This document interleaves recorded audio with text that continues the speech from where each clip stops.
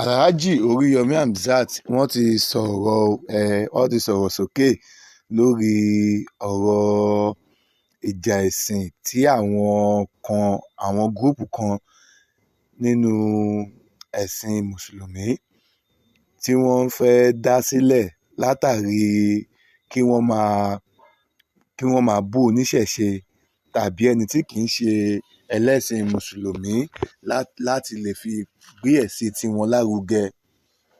Èyí tó ṣokùnfà bí Talọlọ́run náà bóun náà ṣe ń bẹ̀rẹ̀ bóun náà ṣe jáde láti máa gbé ìṣẹ̀ṣe lárugẹ tí òun náà dẹ̀ ń takò ọ̀rọ̀ sọ sí àwọn àáfàá. Ẹ jẹ́ ká gbọ́ nǹkan tí Alhaji Oriyomi Hamzat tí wọ́n sọ. Tí wọ́n ń dá wàhálà álẹ̀ láàrin ẹ̀gbọ́n àtàbúrò táwọn kan sọ pé búùkù àràmù ni àwọn ọmọ yìnbọn pa àwọn èèyàn ni àwọn ọmọ da gbogbo ẹ̀rú ni táwọn kan sọ pé kónífọ́ ọmọ bọ́fà rẹ̀ kó lóró ọmọ sọ̀rọ̀ mo sì rántí àsìkò ìgbà náà. Ṣé ń gbọ́ ọ ní táwọn kan sọ pé kó ní fọ́ má bọ́fà rẹ̀ kó lówó má ṣòro rẹ̀ kọ́ lọ́ṣun kó má ṣọ̀ṣun ẹ̀. Ẹ ti mọ̀ pé oníṣẹ̀ṣe ọlọ́dún tiwọn tí wọ́n ń ṣe kí wá ní ti mùsùlùmí láti wá máa lọ tako ẹlẹ́sìn kejì pé ibi tó ti fẹ́ ṣọdún yẹn kọ́ ni kò gbọ́dọ̀ ṣọdún bẹ́ẹ̀. Ṣé oníṣẹ̀ṣe ò kì í ṣe ọmọ Nàìjíríà mọ̀ ni? Ṣé ibi tó ti fẹ́ ṣọdún ìṣẹ̀ṣe wọn kò kì í ṣe ilẹ̀ Nàìjíríà ni? Ṣé ibi tó ti fẹ́ ṣọdún ìṣẹ̀ṣe wọn yẹn ṣé mùsùlùmí ló ra lẹ́bẹ̀? Ṣé orí ilẹ̀ mùsùlùmí ló ti fẹ́ ṣe ni? Ẹ ká gbọ́ ọ̀rọ̀ náà síwájú. Ní gómìnà ìpínlẹ̀ Ọ̀yọ́ ń tiẹ̀ ló ní alẹ́ ọlùdé tá ń fáwọn kìrìsìtẹ́nì o ọjọ́ ìbí Jésù Kristi olùgbàlà every December 25th ẹnìkan kan gbọ́dọ̀ dẹnu iṣẹ́ kó ló ń fa ṣiṣẹ́ ń dọ́nà ẹ̀ máa sinmi nílé ẹ̀ máa yọ̀ tọ̀ mí. Ìgbà tó yá àwọn mùsùlùmí náà béèrè pé ẹ fún wa lọ́lídé àwa náà máa celebrate ọjọ́ ìbí ànábì sallallahu alayhi wa sallam. Ṣé ń gbọ́ wọ́n fún Christian ẹ̀wọ̀n ẹlẹ́sìn kìrìsìtẹ́nì ní December 25 wípé kó fi ṣọdún kó fi ṣe ayẹyẹ ọjọ́ ìbí kí ó fi ṣe ayẹyẹ Jésù Kristi which is Christmas. Àwọn Muslim náà tó bá dásìkò Mọ́líd Nàbí ọ máa ń declare public holiday ọjọ́ kan pé ó yá o ẹ lọ fi ṣe Mọ́líd Nàbí. Bó tiẹ̀ jẹ́ pé lórí ọ̀rọ̀ títa àwọn mùsùlùmí tí wọ́n fún wọn pé kó lọ ṣe ọdún kó lọ fi ṣe Mọ́líd Nàbí àwọn mùsùlùmí kan máa ń takò pé àràmù ni Mọ́líd Nàbí ìgbà kan ni Mọ́líd Nàbí. Ohun tó ń jẹ́ kí Islam kó sú ọ̀pọ̀lọpọ̀ èèyàn rèé. Ohun tó ń jẹ́ kí Islam kó sú ọ̀pọ̀lọpọ̀ èèyàn rèé nítorí pé bó ṣe lè ọwọ́ náà bó ṣe lè bídíà bó ṣe lè àràmù bó ṣe lè káfírì. Ẹ̀yin mùsùlùmí lẹ sọ àwọn oníṣẹ̀ṣe débi ẹ̀yin lẹ jẹ́ kójú àwọn oníṣẹ̀ṣe ẹ̀yin lẹ jẹ́ kójú oníṣẹ̀ṣe là. Oníṣẹ̀ṣe náà àwọn náà ti demand fún public holiday báyìí o. Ṣé ìjọba máa wá fún wọn àbí wọn ò ní fún wọn? Ẹ yẹ ká máa jọ o. Àwọn gómìnà ìpínlẹ̀ Ọ̀yọ́ tàná ó kéde ẹ̀ ìyẹn sẹ́nẹ́tọ̀ Isiaq Abíọ́lá Ajímọ̀bí ó kéde ẹ̀ pé lọ́dún yìí ó ẹ lọ celebrate ọjọ́ ìbí ànábì lọ́jọ́ báyìí a celebrate ẹ̀ lóòótọ́ ṣùgbọ́n kò wọ gẹ̀ẹ́sẹ̀tì ìjọba ìpínlẹ̀ Ọ̀yọ́. Ṣèyí Mákindé débẹ̀ ní sáà àkọ́kọ́ ó ní ó yá gẹ̀ẹ́sẹ̀tì ìjọba ìpínlẹ̀ Ọ̀yọ́ dà ọdún tó mùsùlùmí náà fi mọ́ celebrate ànábì Muhammad ẹjọ́ wọ gẹ̀ẹ́sẹ̀tì tí wọ́n bá bi ọ́ léèrè pé ta ló fún àwọn mùsùlùmí ta ló approve ẹ̀ ní àwọn mùsùlùmí ní ọlídé Mọ́lúd Nàbí nípínlẹ̀ Ọ̀yọ́ Ṣèyí Mákindé ni o torí pé ọ̀rọ̀ tí. Ṣèyí Mákindé tó jẹ́ gọ́vnà Ọ̀yọ́ state tó approve Mọ́líd Nàbí tí ó approve ọjọ́ kan pé ó yá o ẹ máa fi celebrate ànábì kírísítẹ́nì ni o.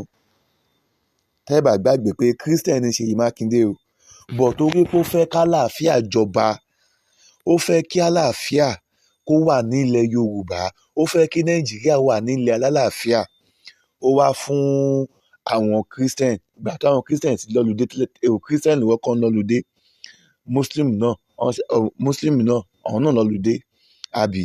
Ṣèyí Mákindé tó jẹ́ Christian, ká ní pé alákatakítí ni, ṣé ẹ mọ̀ pé kò ní fún Muslim ní ọlùdé, ṣé ẹ mọ̀ bẹ́ẹ̀ ṣá? Ẹ yẹ ká tẹ̀síwájú. ìjọba bá sọ tí ọ̀wọ́ gẹ̀ẹ́sẹ̀ẹ̀tì afẹ́fẹ́ gbé e lọ ni Ṣèyí Mákindé ló kì í bọ gẹ̀ẹ́sẹ̀ẹ̀tì pé export nípínlẹ̀ Ọ̀yọ́ ìjọba ti kéde, ìjọba ò kéde, bí ìjọba ò bá kéde ìjọba yà gbàgbé ni o. ìjìrá èyí tí mùsùlùmí béèrè nìyẹn, first Muharram, gbogbo first Muharram ọjọ́ kìíní nínú oṣù kìíní oṣù àwa mùsùlùmí, oṣù ojú ọ̀run, wọ́n ní àgbọ́dọ̀ máa celebrate àwa mùsùlùmí náà jójójó ayọ̀yọ̀yọ̀. Ṣèyí Mákindé wá lòun ó ṣe sáà kejì, ó gbéra ọgbọ̀gbọ́mọ̀ṣọ́ lọ, wọ́n ní káàbọ̀. ọlọ́dọ̀ mùsùlùmí wọ́n ní káàbọ̀, ó ṣeun o. ọlọ́dọ̀ kìrìsìtẹ́nì wọ́n ní káàbọ̀, ó ṣeun o. Ṣèyí Mákindé dé gbogbo Òkè Ògùn, ọlọ́dọ̀ mùsùlùmí wọ́n ní káàbọ̀, ó ṣeun o. ọlọ́dọ̀ kìrìsìtẹ́nì wọ́n ní káàbọ̀, ó ṣeun o. ọlọ́dọ̀ àwọn oníṣẹ̀ṣe l'Ógbómọ̀ṣọ́ wọ́n ní Ṣèyí Mákindé káàbọ̀, ó ṣeun. ṣùgbọ́n ọ̀rọ̀ kù nìkan, Ṣèyí Mákindé ọfárí igun ọ̀yẹ̀sọ́ àkàlà ọ̀dà kànàkàn bú ọmọ àti òró sí bóòní nà kí ṣe sorí tọ̀bọ̀ ò ṣe, kí ló dé tọ̀ fáwa náà lọ́lídé oníṣẹ̀ṣe. Ṣèyí Mákindé mi rí ó ní òkè, ó dé gbogbo Òkè Ògùn wọ́n sọ bẹ́ẹ̀, ó padà sílùú Ọ̀yọ́ wọ́n sọ the same thing, Ìbàràpá méjèèjì nǹkan kan náà wọ́n sọ. ọwọ́ àbàdàn gbá ètò rọ̀ síbàdàn, ọwọ́ àpè àwọn bàbá wo àwọn olórí ìṣẹ̀ṣe, mo fẹ́ dìbò lẹ́ẹ̀kan sí ẹ dìbò fún mi. wọ́n ní Ṣèyí Mákindé ẹ ń bá lóyún òdùn lọ̀rọ̀ ìjọba rẹ sáà àkọ́kọ́, ara onítọ̀ ni ọ̀yá kí wọ́n fún lóògùn jẹ, kí wọ́n fún lóògùn kọ́ lálàáfíà ni. ṣùgbọ́n ọ̀rẹ́ kù wúbì kan lọ́dọ̀ tàwa oníṣẹ̀ṣe, kí ló dé, kí la ṣe fún ọ tó ọ̀fọ́ wa náà lọ́lídé tíá. Ṣèyí Mákindé tún mi rí, mo rántí pé gbogbo bí ọ̀lọ́ yìí pátápátá kò síbi tí ń tẹ̀lé lọ, kò ṣe yẹ́ẹ̀sì bẹ́ẹ̀ ni ò ṣe nóò. nítorí sọ ni pé bò ń bá déjọba òun ọ̀wá nǹkan ṣe sí. àwa tá à ń tẹ̀lé olórí oníṣẹ̀ṣe nínú ìjọba ìpínlẹ̀ Ọ̀yọ́ lọ́wọ́lọ́wọ́ báyìí, di olórí oníṣẹ̀ṣe in Ọ̀yọ́ state government lọ́wọ́lọ́wọ́ báyìí, Dr. Wàsíù Ọlátúbọ̀sún ọmọ ìyá alágbo tí ìyá alágbo ti papòdà. Wàsíù Ọlátúbọ̀sún òun ni kọmíṣánná tí ò lè sọ̀rọ̀ láì pọ̀fọ̀, òun ni kọmíṣánná tí ò lè sọ̀rọ̀ láì pègèdè, òun náà ni representative àwọn oníṣẹ̀ṣe nínú ìjọba Ṣèyí Mákindé. Ṣé ẹ ti rí báyìí? Ọ̀nìm norms ilẹ̀ Yorùbá láwà, gbogbo ẹ̀sìn tí ó dẹ̀ wà ní ilẹ̀ Yorùbá yìí mẹ́ta náà ló jẹ́ gbòógì jù bẹ́ẹ̀, which is ẹ̀sìn Christian, ẹ̀sìn Muslim àti ẹ̀sìn ìṣẹ̀ṣe. ìwọ tó anybody tó bá jẹ́ governor ní state kọ̀ọ̀kan, ó gbọ́dọ̀ ní representative oní Islam, representative oní Christian, representative oníṣẹ̀ṣe. Gbogbo ìgbésẹ̀ àlàáfíà ni, kò gbọ́dọ̀ fi síbì kan ju bì kan lọ, kò gbọ́dọ̀ sọ pé torí òun jẹ́ Muslim àbí torí pé òun ti jẹ́ Muslim yẹn Christian yẹn òun ò fẹ́ rí wọn, tàbí kí gọ́vnà jẹ́ Muslim kó wá sọ pé tàbí kí gọ́vnà jẹ́ Christian kó wá lóun ò fẹ́ rí Muslim àbò oníṣẹ̀ṣe, tàbí kó oníṣẹ̀ṣe di gọ́vnà kó wá lóun ò fẹ́ rí Muslim àti Kìrìsìtẹ́nì, kò possible bẹ́ẹ̀. Àlàáfíà ò lè jọba báyẹn, bọ́ nítorí kálàáfíà kó lè jọba, ẹ wo bí Ṣèyí Mákindé tó jẹ́ Christian, ẹ wo bó ṣe ṣe ìpínlẹ̀ Ọ̀yọ́, bó ṣe pín gbogbo ẹ̀ tó pín ire tó láre. Ṣèyí Mákindé tó jẹ́ Christian ó kọ́ mọ́ṣáláṣí. Ṣèyí Mákindé kọ́ mọ́ṣáláṣí, àwọn Christian ò máa bù. Ká ní Mùsùlùmí kan ni ó wà lórí ipò gọ́vnà ló kọ́ ṣọ́ọ̀ṣì fáwọn Christian àti máa bù, Mùsùlùmí àti máa bù, tí ó sì yẹ kó rí bẹ́ẹ̀. ẹ ká tẹ̀síwájú. ẹ̀sán àkọ́kọ́ mo rò pé ògèdè tí mo ń pè àtọ̀fọ̀ tí mo ń pè tó dáa gan-an ní Ṣèyí Mákindé fi wá rò pé kúkú kò ní information kúkú máa bọ̀ níbi àṣà àti ìmáyédẹrùn òkúkú súnmọ́ràlú grassroot politician ní èso olóṣèlú ẹ̀yìn odi èso olóṣèlú òkè òkun ọmọ kọ̀rọ̀kọ́ ń dún tó wà ń bàdàn ọmọ bí wọ́n ti ń jáwé ọmọ bí wọ́n ti ń wegbò ní gómìnà bá ní kó kúkú jẹ́ commissioner for culture and tourism his excellence ẹ̀jìnà Abíọ́dún Olúṣèyí Mákindé débẹ̀ sí ní sáà kejì àná náà ni wọ́n kéde pé gbogbo August 20 gbogbo tí bá ti ń jẹ́ August 20 nípínlẹ̀ Ọ̀yọ́ báyìí ó ti di ọjọ́ àwọn oníṣẹ̀ṣe o gómìnà wa ní kọ́mọ́dà bí èrú kọ́mọ́dà bí àtẹ́ kọ́mọ́dà bí ègé tó bá dọjọ́ Monday gbogbo òṣìṣẹ́ ẹ̀ ní lọ bí iṣẹ́ o ẹ̀yin náà jókòó ńlé ẹni tí bá ń bọ fánú yín kọ́ lọ bọ fá. ẹ ká dúpẹ́ lọ́wọ́ gọ́vnà Ṣèyí Mákindé wípé wọ́n pinre wọn láre. He is a Christian but ó wù wá pé ẹ̀sìn Christian ni o, ẹ̀sìn àlàáfíà ni. Àwa mùsùlùmí náà jẹ́ ká máa wù wá pé ẹ̀sìn Islam ẹ̀sìn àlàáfíà ni torí gbogbo wa a lè jẹ́ mùsùlùmí tán kò possible. Àwọn kan máa jẹ́ Muslim táwọn kan dẹ̀ máa jẹ́ Christian táwọn kan dẹ̀ máa jẹ́ ríwòyà. But ẹ má jẹ́ ká gbàgbé pé nǹkan kan wà tó da gbogbo wa pọ̀ o tó pa gbogbo wa pọ̀ òun náà ni Yorùbá pé àjọ jẹ́ ọmọ Yorùbá nǹkan àkọ́kọ́ nìyẹn. Nǹkan ẹlẹ́ẹ̀kejì tó tún dára pọ̀ ni pé àjọ jẹ́ Nàìjíríà. Nǹkan ẹlẹ́ẹ̀kẹta àjọ jẹ́ Áfíríkà. Nǹkan ẹlẹ́ẹ̀kẹrin àjọ wà lágbàáyé ni àjọ wa máa bára wa ṣe ni ṣó wá da ká máa bára wa jà kẹlẹ́sìn kan kó má dẹ̀ lẹ́sìn kejì lọ́wọ́ ẹ yẹ ká máa bára ẹ jẹ́ tá a bá lè bára wa ṣe ẹ má jẹ́ ká bára wa jà òòṣà bò lè gbé mi fi mí lẹ̀ bó ṣe bá mi ẹ yẹ ká tẹ̀síwájú. ẹni tí bá ń bọ̀ sẹ́yìn kó lọ bí ọ̀sán ìwò ẹni tó bá jẹ́ pé Ṣàngó ń tiẹ̀ kó lọ fìrù yọ bàbá mọ́gbà ó mú ọtí Ṣàngó kó fi sọ́tún fi sọ́sì ó ní Olúkòso ìbà rẹ̀ Olúkòso ìbà rẹ̀ o àrùkúta láì lóṣù ká Olúkòso ìbà rẹ̀ ẹni ló bá jẹ́ pọ̀ ya ni tiẹ̀ kó lọ bọ ya òrìrì àwọn ọlọ́ba lùfọ̀n nídìí òró ọba lùfọ̀n ọba kúrú ẹ̀rín ọba pàkú àtà ọba màkà kí wọ́n lọ ọbẹ̀ kíkẹ́ náà lọ ṣe tiẹ̀ wọ́n pé wọ́n sá o ewé ajẹ́ o wọ́n pé wọ́n sá o ewé ajẹ́ o wọ́n sá o ewé ajẹ́ o àìkó didi mọ̀dẹ̀kú rọ́jú nígbà àwọn gbọ́kẹ́dì ọdún dé mo dé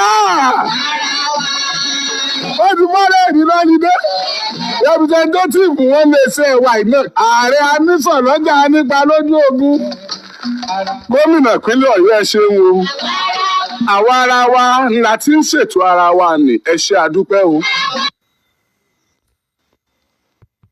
ọ̀rọ̀ náà lẹ gbọ́ láti ẹnu Alhaji Oriyomi Hamzat yìí à ń mú gbogbo ẹ̀ wá láti fi ṣe ìdánilẹ́kọ̀ọ́ fún gbogbo àwa Yorùbá pátápátá pé ilẹ̀ Yorùbá orílẹ̀-èdè Nàìjíríà kò kí ń ṣe ẹlẹ́sìn kan ṣoṣo oníkálukú dẹ̀ ní ẹ̀tọ́ lábẹ́ òfin láti ṣe ẹ̀sìn ẹ̀ lásìkò àti ìgbà tó bá wù kí ẹlẹ́sìn kan kó má dí ẹlẹ́sìn kejì lọ́wọ́